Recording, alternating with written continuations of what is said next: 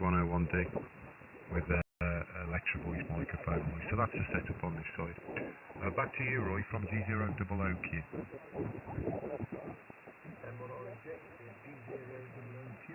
Yes, I'm not quite as much as that's what I'm doing at the moment. That's 81 minutes in time, Sean. There was a little room in the open, see?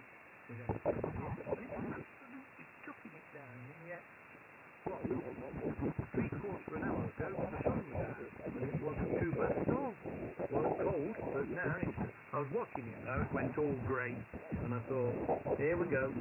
And I was downstairs and I thought, I'll make a cup of tea, and then I noticed the shed was open because I've been doing a bit of soldering for the wife. That sounds strange, doesn't it? Soldering for the wife. And I thought, there we go, it's raining. So that was it. Lop.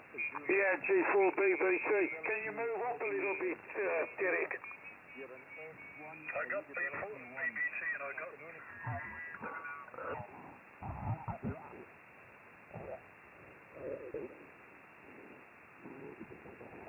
Yeah, I'm sorry, Roy. There's station just moved slightly above us. I've just asked them to move a little bit, and hopefully they will. But yeah, I've been calling on here for just a short while now, and I did check frequency, and I don't think they have.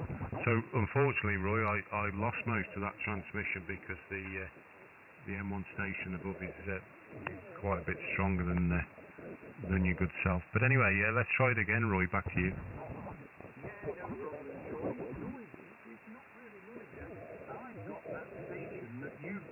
I've been trying to move it about a bit to run the DX10, and I've been trying to move it about a bit, and that get rid of most of it. But for some reason, all of a sudden, it comes back again. So that's the best thing about with radios, that you can actually alter things about. I know a couple of friends of mine who've got decent radios, and they never do anything with them. Absolutely, when they've been ready. They're not bothered, and I thought the difference you can make sure by altering a few knobs, contours and notches and whatevers and this, that and the other, all makes a difference. But let me say, at the end of the day, some of them are not bothered. They just seem to don't bother. I don't know, it's weird, but anyway, not to worry. Anyway, I'm going to go, Sean. It's been nice talking to you. I'm going to go and make myself a cup of tea and see what we're going to have to eat for tea time. But it's been nice talking to you anyway. I've never spoken to you before because it's the name Sean. It 6,000 miles. Some of them do with me, and some of them don't. The only problem I've got, Sean, is I wear hearing aids, and sometimes, oh dear, I can pick up noise better than I can pick up people talking. But there we go. Anyway, M1REJ round to G0OOQ, Sean. Round to you, Sean. Yeah, thank you, Roy. I got you then, and they have moved up. Just 1 kc. I don't know, it's like when you park up in a car park and you find a nice little spot, and then you come out the shops and there's 2 or 3 parked right next to you, and they've got an old car park to park at. People flock together, don't they, I suppose. Anyway, at least they've given me 1 kc, so and I closed my receive filter a bit and got everything you said, Roy. So very good. Yeah, thanks for coming back anyway. Nice to work. You're on a wet and miserable Sunday afternoon like it is. Bid you a good afternoon and enjoy what's after the weekend. M1REJ, this is G0OOQ. Cheers, Roy. Yeah, cheers, Sean. Take care, mate. M1REJ now clear with G0OOQ. Sean, take care, mate. Bye-bye. Catch you again another time, another place. Yeah. Cheers, Roy. Bye-bye. Listening 40, Golf 0, Oscar, Quebec. Golf 0, Oscar, Quebec. Golf 0, Tango, Sierra Hotel. Hi, good afternoon. Been a while. I know we've spoken before. My name's Sean, S-E-A-N, and I'm in the county of Shropshire, just outside the little market town of Much Wenlock, or Mucky Wenlock as people call it, and that's approximately midway between Shrewsbury and Telford in the county of Shropshire. Yeah, QSL, Sean. Very good afternoon. I know we've worked before, but I've got to admit I've got a memory like a sieve. Anyway, good afternoon to Shropshire. The name is Keith, Kilo Echo India Tango Hotel, and I'm about 20 miles south from the city of York, out in the sticks, out in the middle of nowhere, Sean. Very good afternoon. Nice signal, 59 plus. G0 OOQ, G0 Tango Sierra Hotel. Yeah, nice one, Keith. 59 plus 15 right now, but you were peaking. You were peaking about 20 over the 9. Yeah, been years since I've been up to Yorkshire. I used to go up there and stock with friends, and we'd get up on the back end of Malham. We had a permission up there for some rabbit hawking. It used to be overrun with rabbits. Had some good times up there. And a friend, he owned a bit of a caravan mobile home site, so I'd get free accommodation as well, and we'd go up and have a jolly old time, and then find a nice little country inn later and have a steak or something good fun. Excellent. Yeah, so just looking at my logbook, Keith, 2020, 2nd of January. I'm sure we've spoken more recently than that, but I must admit I can be a bit blasé with logging stuff these days. I generally fill in the fields and the details, and at the end of the conversation I forget to hit the add button using Am Radio Deluxe. Anyway, using a 101D electric voice mic, and right now just over 200 watts into a G5 RV. And yeah, we got northern weather. All this is typical northern weather. It's been wet and miserable. I think the temperature's about 10 degrees, Keith. Back to you. Yeah, QSL, Sean. Well, I switched the computer on, and you're not on there, but you will be in my paper log. My paper log's 100% correct, but my computer log is a bit iffy, Sean, to say the least. I also use HRD, and I've got to admit, everything that's logged in there looks like it's on 2017 and 15, so I'm not surprised you're not on there. But you'll be in the paper logs. Trouble is, I've got a pile of them, Sean, and trying to search through anything is, as you know, is an absolute nightmare. Well, the weather, up until about 20 minutes ago, it's been quite a pleasant morning, Sean. Some sunshine, it's been cold, and no rain, but that's just about to change, I think. It's gone very grey, and I think rain is going to be pretty much imminent. Fine on the working conditions, Sean. I'm using a 101D, excuse me, into a amplifier which I've just put online, so you're the first contact on this amplifier since I've repaired it. It's an old Heathkit SP220, 1980-ish, 85 vintage, something like that.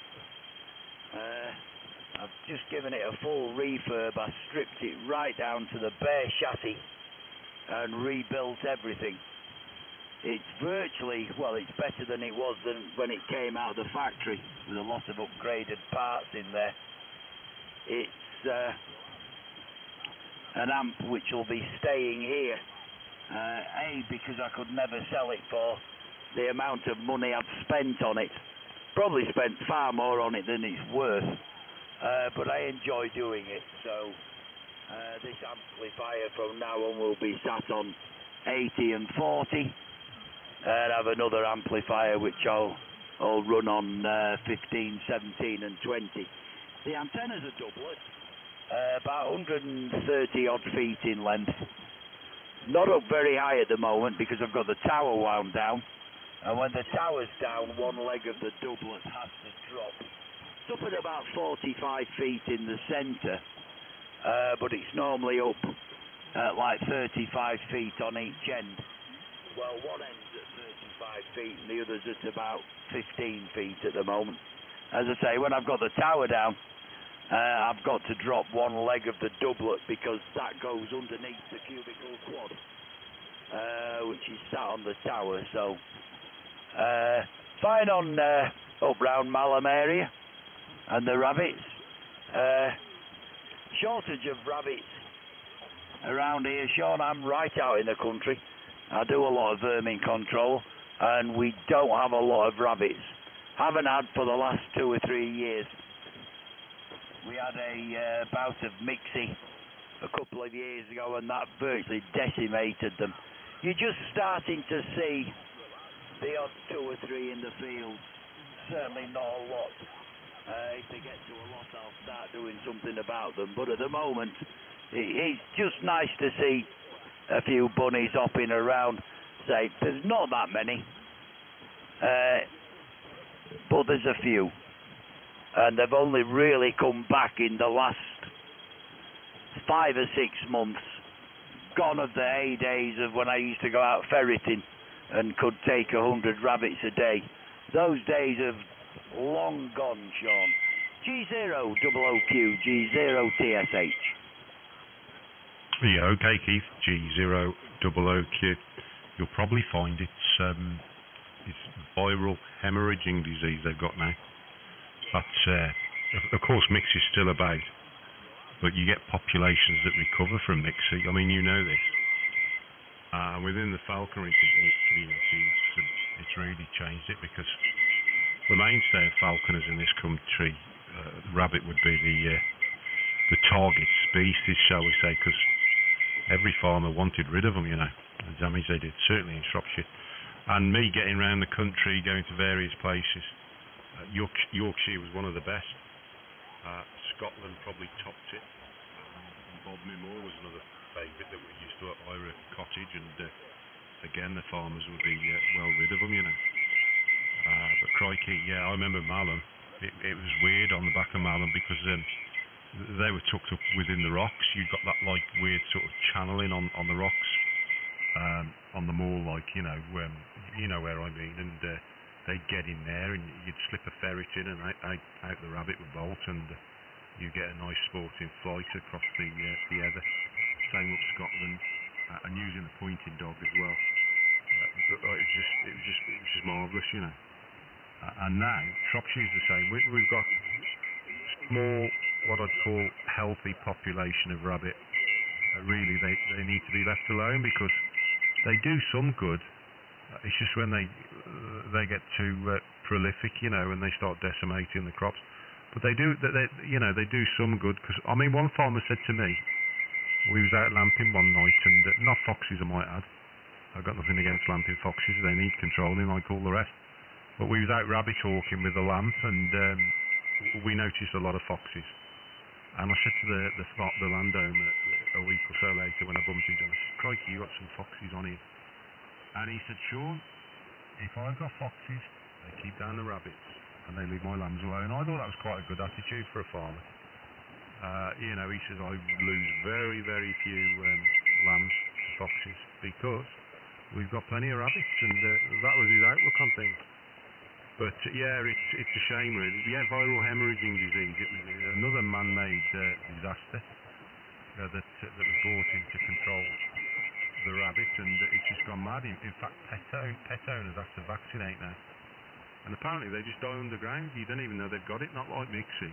You know what mixie's like. It's horrible, lingering death, and all the gammy eyes and vile. But with this VHD, and everyone's, you know, I'm a member of a lot of these falconry communities, and they're all saying the same. They're all saying the same, like Yorkshire lads, the guys with the lurcher dogs and that. They've got them days are long gone, and yeah, hopefully the rabbit will make a comeback, but not like it was, Keith. Anyway, you sound like you know a bit about the countryside, which has always been a great passion of mine. I'm right on the edge of the Shropshire Hills, really, here, and that was always great rabbit country. And again, got some good permissions I built up over the years because farmers don't want too many, you know. But yeah, they're not there now. When we go out in the car, we occasionally see one hopping in the edge, and that's about it, Keith. It's just amazing the change. in a decade or so, you know. G0T SA. Oh, by the way, great stuff on the amp. It's sounding good. There's no nasties. Good signal and no you know, sometimes with the older valves you can get a few nasties coming over, but that thing's 40 mètres. Ensuite, Canada, Hotel Mexico. Florida 8, Charlie, Hotel Mike, appelle 40 côté. It's for kicking splogs out where you didn't want them, so I have done a lot of modifications to it, and I've tested it thoroughly on the bench before I put it on air. I spent most of yesterday afternoon running it through the spectrum analyzer and looking for anything anywhere that I could find